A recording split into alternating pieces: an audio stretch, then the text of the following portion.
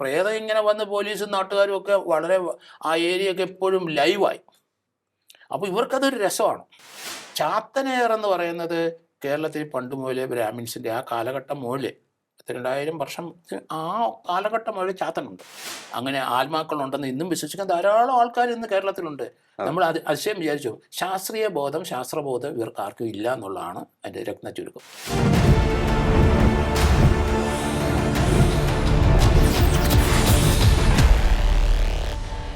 നമസ്കാരം, ടോക്കിംഗ് പോയിന്റിലേക്ക് സ്വാഗതം. പ്രേതം, ദുരാത്മാവ്, ഭൂതം, ഇത്തരത്തിലുള്ള കാര്യങ്ങളിലൊക്കെ നിങ്ങൾ വിശ്വസിക്കുന്നുണ്ടോ? ചിലപ്പോഴൊക്കെ വിശ്വസിക്കേണ്ടി വരുമെന്ന് ചിലർ പറയുന്നുണ്ട്. ഒട്ടേറെ പേർ അത് വെറും അന്ധവിശ്വാസമാണെന്ന് പറഞ്ഞ് തള്ളിക്കളയാറുമുണ്ട്. പോലീസ് ഉദ്യോഗസ്ഥർക്കും ഇതുമായി ബന്ധപ്പെട്ട് ചില അനുഭവങ്ങൾ പങ്കുവയ്ക്കാനുണ്ടാകും. റിട്ടയർഡ് SP ശ്രീ ജോർജ് ജോസഫ് നമ്മോടൊപ്പം ചേരുകയാണ് ഇക്കാര്യത്തിലുള്ള അദ്ദേഹത്തിൻ്റെ അനുഭവങ്ങൾ പങ്കുവയ്ക്കാൻ. നമസ്കാരം സാർ, ടോക്കിംഗ് പോയിന്റിലേക്ക് സ്വാഗതം. ഈ പ്രേതം അത് ഉള്ളതാണോ? എന്താണ് അങ്ങയുടെ അനുഭവം? സർവീസിൽ കുറേയേറെ അനുഭവങ്ങളുണ്ട്, അത് ഒന്നൊന്നായി നമുക്ക് പറയാം. ആദ്യം ഏതിനെ കുറിച്ചാണ് അങ്ങക്ക് പറയാനുള്ളത്?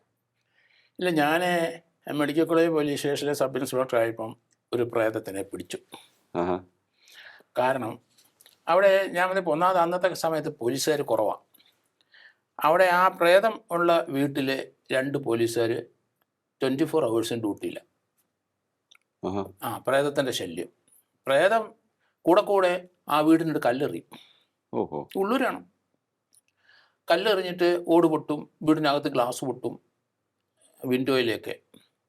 അങ്ങനെ പല രീതിയിലും അവർക്ക് വലിയ നഷ്ടം, ഭയം, രാത്രി കുട്ടികൾക്ക് ഭയം, അപ്പനും അമ്മയ്ക്കും ഭയം. എന്ത് ചെയ്യാനൊക്കെ കല്ല് വന്ന് വീഴും.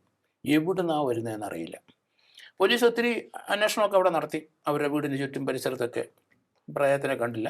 വല്ലപ്പോഴും ഇങ്ങനെ എറിഞ്ഞുകൊണ്ടിരിക്കും. അപ്പം ഞാൻ വിചാരിച്ചു പ്രേതം രാത്രിയിലാണ് ഇറങ്ങുന്നത്. രാത്രിയില്ല, പകലും പ്രേതം വന്നിട്ടുണ്ട്. പകലും അവിടെ ഏറ് നടന്നിട്ടുണ്ട്. അപ്പം പ്രേതം രാത്രിയും പകലും ഒക്കെ ഇറങ്ങുന്നുണ്ട്. അപ്പം അവിടെ പോലീസുകാർ പറഞ്ഞു, സാറേ അത് 2-2.5 വർഷമായിട്ട് 2 പോലീസുകാർ. ഞാൻ പറഞ്ഞു വിഡ്രോ ചെയ്യാൻ പറഞ്ഞു. പ്രേതത്തിനെ ഞാൻ പിടിച്ചോളാം. അതുകൊണ്ട് പോലീസുകാരെ വിഡ്രോ ചെയ്തു. വീട്ടുകാർക്ക് വലിയ പേടി. അവർ പോയി എനിക്കെതിരായിട്ട് പോയി ഇങ്ങനെ. അപ്പോൾ അത് DIG ഒക്കെ പോയി കണ്ട്. ഒരു രാഷ്ട്രീയക്കാരനാണ് അയാൾ. അവിടെയൊക്കെ പോയി പരാതിപ്പെടും. അപ്പോൾ അവരെന്നെ വിളിച്ചു. ഞാൻ പറഞ്ഞു, സാറേ പ്രേതത്തിനെ ഞാൻ പിടിച്ചോളാം. നമുക്ക് 2 പോലീസുകാരെ ഡ്യൂട്ടിക്ക് കിട്ടുമല്ലോ. ഒന്നാ പോലീസുകാരില്ല പോലീസ് സ്റ്റേഷനിൽ, അതുകൊണ്ട് അത് ഞാൻ പിടിച്ചോളാം. വിട്ടു ചെയ്തു. അപ്പോൾ അവരുടെ അടുത്ത് ഞാൻ പറഞ്ഞു, നിങ്ങൾ വിഷമിക്കേണ്ട, പ്രേതത്തിനെ ഞാൻ പിടിച്ചോളാം. എറിയട്ടെ, 2-3 പ്രാവശ്യം എറിയട്ടെ, നമുക്ക് നോക്കാം. അപ്പോൾ ഞാൻ വിഡ്രോ ചെയ്ത് കഴിഞ്ഞപ്പം ആ വീട്ടിലെ കുടുംബനായകനും ഭാര്യയും 2-3 പിള്ളേരും ഒരു ജോലിക്കാരും. അപ്പം ഞാൻ പോയി എറിഞ്ഞ സ്ഥലങ്ങളൊക്കെ നോക്കി. കല്ല് വന്നത് വെളിയിൽ നിന്നാണോ അകത്തു നിന്നാണോ എന്നൊക്കെ നമുക്കറിയാൻ പറ്റും. അതൊക്കെ ഞാനൊന്ന് പരിശോധിച്ചു. ഞാൻ പറഞ്ഞു ഇനി എറിയട്ടെ. അപ്പോൾ ഞാൻ അതിനുശേഷം 2 ആഴ്ച ഒരു പേടി കൊണ്ടായിരിക്കും പ്രേതം വന്നില്ല, എന്നെ പേടിച്ചുകൊണ്ടായിരിക്കും എന്ന് എനിക്ക് തോന്നുന്നു. 2 ആഴ്ച കയറില്ലായിരുന്നു. പിന്നെ ഒരു ഏറ്. അന്നേരം ഞാൻ ഓടി അവിടെ ചെന്നു നോക്കിക്കഴിഞ്ഞപ്പം അത് അടുക്കളയുടെ അവിടെ ഓടിൻ്റെ പുറത്താണ് ആ കല്ല് വീണിരിക്കുന്നത്. അപ്പോൾ അതിൻ്റെ ഫോഴ്സ് എല്ലാം നോക്കിയപ്പോൾ എവിടുന്നാ വന്നതെന്ന് വെളിയിൽ നിന്നല്ല എന്ന് എനിക്ക് മനസ്സിലായി. ഞാൻ മിണ്ടിയില്ല. അതിനുശേഷം പിന്നെ ഒരു മാസം കഴിഞ്ഞ് പിന്നെ അത് ഞാൻ നോക്കിയൊക്കെ നടന്നപ്പോൾ ഒരു ചെറിയ ഭയം പ്രേതത്തിന് എന്നെ തോന്നി. കാരണം നല്ല തല്ലു കൊടുക്കുന്ന സമയം, ഞാൻ ചെറുപ്പമാണ്, ഡയറക്റ്റ് SI എൻ്റെ 2ാമത്തെ പോസ്റ്റിങ്. അപ്പം പ്രേതമല്ല, ആരെ കിട്ടിയാലും തല്ലു. അപ്പോൾ അതുകൊണ്ട് ഇവിടെ ഞാൻ വാച്ച് ചെയ്തിട്ട് പോന്നു. ഒരു 2-3 ആഴ്ച കഴിഞ്ഞപ്പോൾ വീണ്ടും കല്ല് വീണു. 2-3 ഓട് പൊട്ടി. പിന്നെ ഒരെണ്ണം ജനലിൽ വീണു. അതിനുശേഷം ഞാൻ എറിയട്ടെ, എറിഞ്ഞ് ഒരു 8-10 ഏറ് കഴിഞ്ഞപ്പം അതിൽ നിന്ന് ഒരേറ് വന്നിരിക്കുന്നത് വെളിയിൽ നിന്ന് വന്നാൽ എറിഞ്ഞ കല്ല് ഗ്ലാസ് പൊട്ടി വീടിനകത്ത് വീഴും ഇല്ലേ. അകത്തുനിന്ന് വന്നാൽ വെളിയിലോട്ടേ വീഴുള്ളൂ. ഒരിടത്ത് ഗ്ലാസ് വെളിയിൽ കിടക്കുന്നു. പ്രേതം വീട്ടിനകത്തുണ്ടെന്ന് മനസ്സിലായി. ഇനി ആരാണ് പ്രേതം എന്നാണ് കണ്ടുപിടിക്കേണ്ടത്. അങ്ങനെ നോക്കിക്കഴിഞ്ഞപ്പം ആ വീട്ടിൽ ഒരു ദിവസം ആ കാർന്നവരില്ല, മക്കളില്ല, അങ്ങനെ ഭാര്യ മാത്രമേ ഉള്ളൂ. അന്നേരത്തെ ഏറ് അത് അടുക്കള മുകളിലത്തെ ആ ഓടിലാണ്. അപ്പോൾ അന്നേരം മുതൽ എനിക്കൊരു സംശയം, അവിടുത്തെ ജോലിക്കാരി. അപ്പോൾ ആ ജോലിക്കാരി കുറേ വർഷം കൊണ്ട് നിൽക്കുകയാണ്. അപ്പം നെടുമങ്ങാട് ഭാഗത്തൊക്കെയാണ് അവരുടെ വീടെന്ന് എനിക്ക് തോന്നുന്നു. ഞാൻ പറഞ്ഞു ജോലിക്കാരിയെ ഒരു 2 മാസം മാറ്റി നിർത്തും. സാറേ അത് ഞങ്ങളാകെ പട്ടിണി. ഞാൻ പറഞ്ഞത് നിങ്ങളൊന്ന് മാറ്റി നിർത്തുക, വേറെ ആരെങ്കിലും വെക്ക്. 2 ആഴ്ച മാറ്റി. ഇവർക്ക് ഈ വർഷങ്ങളായിട്ട് നിൽക്കുന്ന സ്ത്രീയാണ്, ആ വീട് കൊണ്ട് കഴിയുന്നതാണ്. അവർ പറയുന്ന പോലെയാണ് ആ വീട് കാര്യങ്ങളൊക്കെ നടക്കുന്നത്. അപ്പോൾ ഞാൻ പറഞ്ഞു അവരെ ഒന്ന് 2 ആഴ്ച മാറ്റി നിർത്തും. 2 ആഴ്ച ഏറുണ്ടായില്ല. അത് കഴിഞ്ഞിട്ട് അപ്പോൾ ഈ ഒരെണ്ണം വീടിനകത്തുനിന്ന് വന്നപ്പം ആ ഗ്ലാസ് വെളിയിൽ, കാരണം എറിയാതിരിക്കാൻ മേലവർക്ക്. കാരണം പ്രേതം ഇങ്ങനെ വന്ന് പോലീസും നാട്ടുകാരും ഒക്കെ വളരെ ആ ഏരിയയൊക്കെ എപ്പോഴും ലൈവായി. അപ്പോൾ ഇവർക്കതൊരു രസമാണ്. ഇതോടുകൂടി വീടിനകത്ത് ഏറ് 2 ആഴ്ച ആളെ മാറ്റി നിർത്തി കഴിഞ്ഞപ്പോൾ ഏറ് നിന്നു. അപ്പോൾ ഏറില്ല. ഞാൻ പറഞ്ഞു 1 മാസം ഒന്ന് മാറ്റി നിർത്താം അവരെ. 1 മാസം മാറ്റി നിർത്തി, ഏറ് നിന്ന്. അവളുടെ അടുത്ത് ഞാൻ പിന്നെ പറഞ്ഞു, മര്യാദയ്ക്കില്ലെങ്കിൽ അടിച്ച് പല്ലുകളെയോ ഞാൻ പറഞ്ഞേക്കാം, പ്രേതമൊന്നും നോക്കത്തില്ല, നിൻ്റെ വേലയൊന്നും ഇവിടെ എൻ്റെ അടുത്ത് നടക്കില്ല, കഴിച്ച് റിമാൻഡ് ചെയ്യുമെന്ന് പറഞ്ഞു. ഇനി കല്ല് വീണാൽ നിന്നെ റിമാൻഡ് ചെയ്യുമെന്ന് പറഞ്ഞു. പ്രേതം ഓടി രക്ഷപ്പെട്ടു. അല്ല പിന്നീട് പിന്നെ ആ നടന്നില്ല, വേറെ ഇല്ല അവിടെ. ജോലിയിൽ നിന്ന് ഒഴിവാക്കിയവരെ ജോലിയിൽ നിന്ന് ഒഴിവാക്കി തീർന്നു കിട്ടും. അതോടെ പ്രേതം നിൽക്കും. അപ്പോൾ ഇത് ലോകം മുഴുവൻ നമ്മൾ നോക്കിയാൽ ഇതിന്റെ മോട്ടീവ് എന്തായിരുന്നിട്ടുണ്ടെന്ന് അങ്ങ് ചോദിച്ചായിരുന്നോ? അത് ഇവള് ആ വീട്ടിൽ ഇവർക്ക് ഒരു രക്ഷകയായിട്ട് ഇവള് വേണം. ഇവർക്ക് കൂടുതൽ പൈസയൊക്കെ അവർ കൊടുക്കും. ഇത് പ്രേതശല്യം വീട്ടിൽ ആരും നിൽക്കത്തില്ലല്ലോ ജോലിക്ക്. ഓക്കെ. അപ്പോൾ അവൾക്ക് കുറച്ച് കൂടുതൽ പൈസയൊക്കെ കൊടുത്ത് ഇടയ്ക്കൊക്കെ അങ്ങനെ പണം കിട്ടും, ഒരു മാർഗമായി അവൾക്ക്. അപ്പോൾ അതിങ്ങനെ ഇവരെ നിന്ന് പതുക്കെ ബ്ലാക്ക്മെയിൽ ചെയ്യാനൊരു അവസരമായി. ഈ പ്രേതം വന്നു കഴിഞ്ഞപ്പോൾ ഇവളെ വിടത്തില്ല അവർ.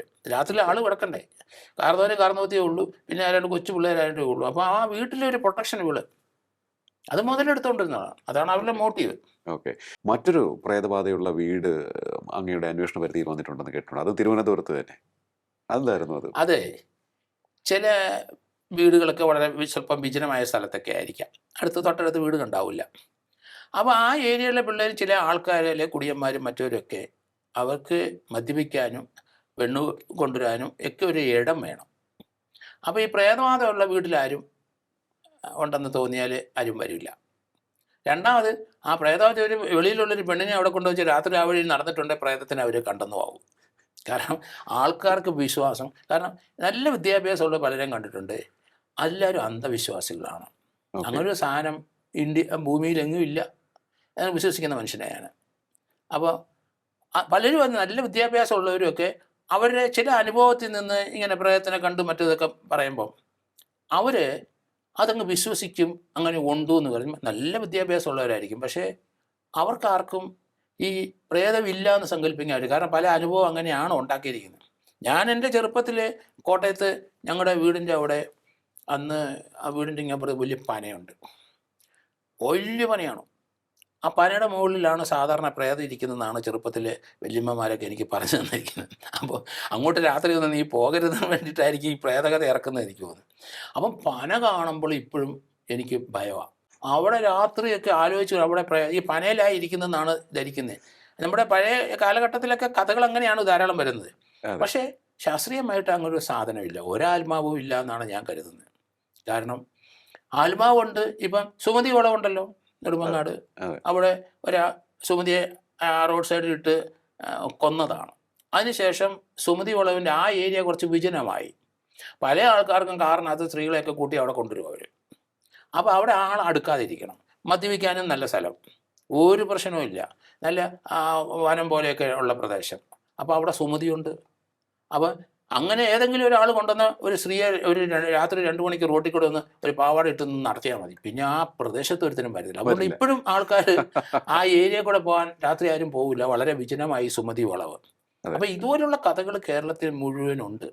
അത് പിന്നെ ചാത്തൻ, ഇതിപ്പം ഈ ഉള്ളൂരെ ചാത്തനായിരുന്നെന്നാണ് പറയുന്നത്. അത് പ്രേതമായിരുന്നില്ല, ചാത്തൻ്റെ എയറായിരുന്നു തുടക്കത്തിൽ.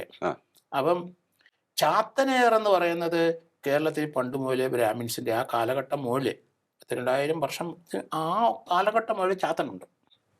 അപ്പം അതിനകത്തൊരു നമ്പൂതിരി, ചാത്തനെ പിടിക്കുന്ന നമ്പൂതിരിയുണ്ട്. അപ്പോൾ ഒരു ഇതിൽ ഞാൻ മനസ്സിലാക്കിയതാണ്. ആ നമ്പൂതിരി എല്ലായിടത്തും ചൂട്ട് കത്തിച്ച്, അന്നൊന്നും ടോർച്ചൊന്നുമില്ലല്ലോ, ചൂട്ട് കത്തിച്ചിട്ടാണ് അവർ ഈ പ്രേതത്തിനെ, ചാത്തനെ പിടിക്കാൻ പോകും, പ്രേതത്തിനെ പോകും. അപ്പം നമ്പൂതിരി രാത്രിയാകുമ്പോൾ എല്ലാവരും വിളിച്ചുകൊണ്ട് പോകും. അവിടെയൊക്കെ വീട്ടിൽ പല ശല്യങ്ങൾ, ഇതുപോലെയുള്ള ശല്യങ്ങളാണ് ഉണ്ടാക്കുന്നത്. ഇതൊക്കെ മനുഷ്യനുണ്ടാക്കുന്നതല്ലേ. അത് സ്ത്രീകളെ പറഞ്ഞ് അത് യക്ഷിയാക്കി കൊണ്ടുവരും. പിന്നെ ചില ഏറൊക്കെ എറിഞ്ഞിട്ട് ചാത്തനെറിയുന്നതെന്ന് പറയും. ഇങ്ങനെ ഒത്തിരി കഥകളും നമുക്കുണ്ട്. അപ്പം ഈ നമ്പൂതിരി ഈ പ്രേതത്തിനെ പിടിക്കാനും ഈ ചാത്തനെ പിടിക്കാനൊക്കെ പോകും. അയാൾ പോയി ചില കർമ്മങ്ങളും ഒക്കെ നടത്തിയൊക്കെ കഴിയുമ്പോൾ ഒഴിവാക്കി എന്ന് വിചാരിക്കും. അപ്പം നമ്പൂതിരി ഒരിടത്ത് രാത്രി, നമ്പൂതിരിക്ക് പേടിയൊന്നുമില്ല, ഒറ്റയ്ക്കാണ് നടപ്പ്, ചൂട്ട് കത്തി. രാത്രി ഒരു സ്ഥലത്ത് പോയി പ്രേതത്തിനെയൊക്കെ ഒഴിപ്പിച്ച് പുള്ളി രാത്രി 12-1 മണിയാകുമ്പം നടന്നു വരിക പുള്ളിയുടെ വസതിയിലേക്ക്. അപ്പം വിജനമാണ്. അന്നേരം അവിടെ നിന്ന് ഞങ്ങളെയും കൂടെ കൊണ്ടുപോകൂ, ഞങ്ങളെയും കൂടെ കൊണ്ടുപോകുന്നൊരു വിളി. അപ്പോൾ പുള്ളി മൈൻഡ് ചെയ്യാതെ മുകളിൽ പോയി. അത് ചാത്തനാണെന്ന് പുള്ളിക്ക് മനസ്സിലായി. ഒരു 3-4 പേര് വിളിക്കുക, ഞങ്ങളെയും കൂടെ രക്ഷിക്കണം, ഞങ്ങളെയും കൂടെ കൊണ്ടുവരും. അത് കഴിഞ്ഞ് കുറച്ച് കഴിഞ്ഞ് വെച്ച് പുള്ളി കറ്റയൊക്കെ ഇങ്ങനെ വെച്ചു.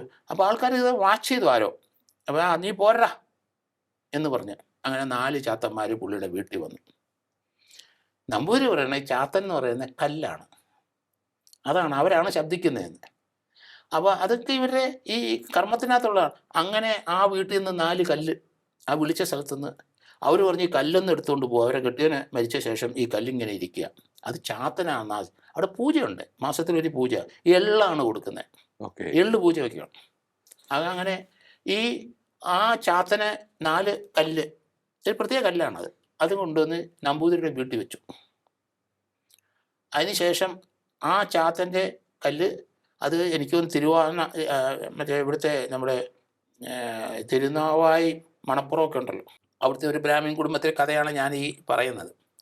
അവസാനം ആ നമ്പൂതിരി മരിച്ചു കഴിഞ്ഞപ്പോൾ നമ്പൂതിരി ഭാര്യയ്ക്ക് ഇതിലൊന്നും അവർ 5-6 വീട്ടിൽ മരിച്ച ശേഷം ഈ ചാത്തനിരിക്കുക. അവർ 6 കല്ല് ഉണ്ട്, 6 എടുത്ത് അവിടെ പോയി ആ പുഴയെ കൊണ്ട് വലിച്ചെറിഞ്ഞു. ഒഴുക്കത്ത് പോയി. പക്ഷെ ഒരെണ്ണം അതിൻ്റെ സൈഡിൽ, ആ പുഴയുടെ സൈഡിൽ ഒരെണ്ണം വീണു. അവിടെ നിന്ന് ചേമ്പും താളിനടക്കി വീണു. അവിടെ ഒരു അമ്പലം ഇപ്പോൾ ഉണ്ട്, ഒരു ചാത്തൻ്റെ അമ്പലം അവിടെ ഇരിപ്പുണ്ട്. ഞാനത് കണ്ടിട്ടുണ്ട് ആ വഴി. അപ്പോൾ ഇതൊക്കെ നാട്ടിലുണ്ടാകുന്ന നമ്മുടെ ഓരോരുത്തരുടെ താല്പര്യം അനുസരിച്ച് ഓരോ ചാത്തനെ വെക്കും. എലന്തൂരെ കണ്ടില്ലേ, മനുഷ്യനെ അറുത്ത് കൊന്നു കഴിഞ്ഞാൽ രക്തം വീണെങ്കിൽ മാത്രമേ അതിൻ്റെ ലിവർ ഭക്ഷിക്കുകയും ചെയ്ത് എലന്തൂരെ കേസിനകത്ത് നമുക്കറിയാം. ഇതൊക്കെ അന്ധവിശ്വാസത്തിൽ നിന്ന് ഉണ്ടാകുന്നതാണ്. ചാത്തനേറും അതുപോലെ ലക്ഷികളും ഇതൊക്കെ ഈ അന്ധവിശ്വാസത്തിൽ നിന്നും കൊലപാതകങ്ങൾ നിരവധി വരുന്നു. നമ്മൾ ചിലതൊക്കെ സംസാരിച്ചിട്ടുമുണ്ട്. ശാസ്ത്രീയമായ ഒരു വീക്ഷണമില്ല. അത്തരത്തിൽ ഒരു വിഷയത്തിലും അങ്ങ് ഇടപെട്ടിട്ടുണ്ട്. ഈ അന്ധവിശ്വാസത്തിൽ ഒരു അന്ധവിശ്വാസിയിൽ നിന്ന് ചിലരെയൊക്കെ അങ്ങ് രക്ഷിച്ചിട്ടുണ്ടെന്ന് കേട്ടിട്ടുണ്ട്. അങ്ങനെ ധാരാളം. നമ്മൾ ഈ പോലീസിൽ ഇരിക്കുമ്പോൾ നമുക്ക് തന്നെ ശരി വരും. എന്തെല്ലാം വ്യത്യസ്തമായ അനുഭവങ്ങളാണ് ഞാൻ ഈ തിരുവനന്തപുരം സിറ്റിയിൽ 16 പോലീസ് സ്റ്റേഷൻ ഇരുന്നതാണ്. ഇവിടെ കുറച്ച് ചാത്തന്മാരും രക്ഷികളും കൂടുതലുള്ള സ്ഥലമാണ് തിരുവനന്തപുരം. കാരണം കൊട്ടാരമൊക്കെ ആയിട്ട് കിടക്കുകയില്ല പഴയ കാലം, അന്ന് മുതലേ ഉണ്ട് ഇത്. ഇവിടെ നമ്മുടെ ഇവിടുത്തെ ക്ഷേത്രങ്ങളിലെ പലയിടത്തും ഈ രീതിയിലുള്ള പല പ്രശ്നങ്ങളും ആൾക്കാർ വന്ന് പറയുന്നുണ്ട്. പക്ഷേ ഞാൻ പറഞ്ഞു രാത്രി ഞാൻ വരാം, അവിടെയൊക്കെ പോയി ഞാൻ നിൽക്കുമെന്നല്ലാതെ ഒരു ചാത്തനെ ഒരു രക്ഷയും ഇന്നുവരെ കാണാൻ പറ്റിയിട്ടില്ല. നിർഭാഗ്യവനാണ് ആ കാര്യത്തിൽ ഞാനെന്നാണ്. കാരണം എല്ലാവരും കാണുന്നുണ്ടെന്ന് പറഞ്ഞ്. അതുകൊണ്ട് ഇത് എന്നാന്നറിയോ, ശാസ്ത്രീയമായ വീക്ഷണം വേണം നമുക്ക്. അങ്ങനെ ഒരു ഭൂമിയിൽ മനുഷ്യനും മൃഗങ്ങളും അല്ലാതെ വേറൊരു സാധനമില്ല. ഒരാത്മാവും ഇവിടെ കറങ്ങി നടക്കുന്നില്ല. അത് പലർക്കും രക്ഷ കിട്ടാത്ത ആത്മാക്കളൊക്കെ ഇങ്ങനെ നടക്കുന്നുണ്ടെന്നൊക്കെ കഥയിലൊക്കെ പറഞ്ഞു കേട്ട് നമ്മൾ അത് വിശ്വസിക്കും. അതനുസരിച്ച് ചില മുതലെടുപ്പ് നടക്കുന്നുള്ളൂ. ഈ ക്രിമിനൽസ് ആയിട്ടുള്ള മൈൻഡുള്ളവർ ഇങ്ങനെ ചില മുതലെടുപ്പ് നടന്ന് അവർ കഴിഞ്ഞ ചില നേട്ടങ്ങൾ ചോദിക്കുന്നത് പണ്ട് പോലെയൊക്കെ അങ്ങനെ തന്നെയാണ്. PG ആന്റണിയുടെ ഒരു സിനിമ ഉണ്ടല്ലോ ഫേമസ്, അതിനകത്ത് പുള്ളി ഒരു വാളുകൊണ്ട് അവിടെ വന്നൊരു കർമ്മമൊക്കെ ചെയ്യുന്ന കണ്ടിട്ടുണ്ടോ? ഈ രീതിയിലുള്ള പ്രക്രിയകൾ ധാരാളം മലയാളത്തിലും ഇന്ത്യയിലെ പല സ്ഥലങ്ങളിലും അന്നും ഇന്നും ഉണ്ട്. പക്ഷേ നമ്മൾക്ക് ശാസ്ത്രീയമായ രീതിയിൽ നമ്മളെല്ലാം വലിയ മാറ്റങ്ങൾ കേരളത്തിലെ മലയാളിയുണ്ട് സംഭവിച്ചിട്ടുണ്ടെങ്കിൽ നല്ലൊരു ആൾക്കാർ ഇതൊന്നും വിശ്വസിക്കുന്നില്ല. എങ്കിലും കുറേ ആൾക്കാർ വിശ്വസിക്കും. പഠിപ്പുള്ളവരും പഠിപ്പില്ലാത്തവരൊക്കെ വിശ്വസിക്കുന്നുണ്ട്. അങ്ങനെ ആത്മാക്കളുണ്ടെന്ന് ഇന്നും വിശ്വസിക്കാൻ ധാരാളം ആൾക്കാർ ഇന്ന് കേരളത്തിലുണ്ട്. നമ്മൾ അതിശയം വിചാരിച്ചു. ശാസ്ത്രീയ ബോധം ശാസ്ത്രബോധം ഇവർക്ക് ആർക്കും ഇല്ല എന്നുള്ളതാണ് അതിൻ്റെ രത്ന ചുരുക്കം. ഓക്കെ. പക്ഷേ ചില കേസുകളിൽ ഉത്തരം കിട്ടാത്ത കുറേ സാഹചര്യങ്ങളും ഉണ്ടെന്ന് തോന്നുന്നു അല്ലേ? ഇത്തരത്തിൽ പല സംഭവങ്ങളും ഉണ്ടാകണം. അതിപ്പോൾ നമുക്ക് വിശ്വസിക്കണമോ വിശ്വസിക്കേണ്ടയോ എന്നൊക്കെ തോന്നിപ്പോകുന്ന ഒരവസ്ഥ, തള്ളിക്കളയാൻ സാധിക്കാത്ത കുറേയേറെ സംഭവങ്ങളും ഉണ്ട് ഇതിനൊപ്പം. അത് സൊല്യൂഷൻ അതിൻ്റെ ശാസ്ത്രീയ വശം കണ്ടുപിടിക്കാത്തതുകൊണ്ടാണ്. ഓക്കെ. അത് നല്ല ബുദ്ധിയുള്ള ആൾക്കാരുണ്ടെങ്കിൽ തീർച്ചയായിട്ടും അതൊക്കെ കണ്ടുപിടിക്കും. കാരണം അങ്ങനെ ഒരു സംഗതി ഇല്ലല്ലോ. അപ്പോൾ അതുകൊണ്ട് അങ്ങനെ ഉണ്ടെന്നൊക്കെ മനുഷ്യൻ്റെ ഭയമാണല്ലോ മനുഷ്യൻ ഏറ്റവും കൂടുതൽ. രാത്രിയാകുമ്പോൾ ആരും വെളിയിൽ ഇറങ്ങാതൊക്കെ ഇരിക്കും, ഭയം കൊണ്ടാണ് ഭൂരിപക്ഷം ആളുകൾ ഇറങ്ങി സഞ്ചരിക്കുന്നവർ വളരെ കുറവാണ് രാത്രിയിൽ. അപ്പോൾ ആ ഭയത്തിൽ നിന്നുണ്ടാകുന്ന കഥകളാണ് ഇതുപോലത്തെയുള്ള, അതൊക്കെ സമൂഹത്തിൽ നല്ലതായിട്ട് വിറ്റുപോകും ഇതുപോലത്തെ കഥകൾ. ഓക്കെ. അപ്പോൾ എന്തായാലും പ്രേതാത്മാക്കളുടെ ശല്യം പല സ്ഥലത്തും ഉണ്ടാകാറുണ്ട്. അതിൻ്റെയൊക്കെ തന്നെ കാരണം തേടി പോകുമ്പോൾ എന്താണ് അതിന് പിന്നിൽ പ്രവർത്തിക്കുന്നവരുടെ ഉദ്ദേശമെന്നും അന്വേഷണത്തിലൂടെ കണ്ടെത്തിയിട്ടുണ്ട് ജോർജ് ജോസഫ് സാറും. പലപ്പോഴും ഇത്തരത്തിലുള്ള സംഭവങ്ങൾ പലയിടത്തു നിന്നും റിപ്പോർട്ട് ചെയ്യപ്പെടാറുണ്ട്. അതൊക്കെ തന്നെ അന്വേഷിച്ച് പോകുമ്പോൾ കുറ്റക്കാരെ പിടികൂടാറും ഉണ്ട്. എങ്കിലും ചില കാര്യങ്ങൾ ഇപ്പോഴും ഉത്തരം കിട്ടാത്ത ചോദ്യങ്ങളായി നിൽക്കുന്നുണ്ട് എന്ന് പലരും പറയുന്നും ഉണ്ട്. എന്തായാലും നമുക്ക് വരുന്ന നാളുകളിലും ഇത്തരത്തിലുള്ള കാര്യങ്ങൾ, അദ്ദേഹത്തിൻ്റെ അനുഭവങ്ങൾ ചികഞ്ഞ് പുറത്തെടുക്കാൻ ശ്രമിക്കാം. വളരെയധികം നന്ദി സാർ, ഇത്രയും സമയം ടോക്കിംഗ് പോയിന്റുമായി സംസാരിച്ചു. ടോക്കിംഗ് പോയിന്റിൻ്റെ ഈ അധ്യായം ഇവിടെ പൂർണ്ണമാകുന്നു. ഇനി അടുത്ത എപ്പിസോഡ് കാണാം. നമസ്കാരം.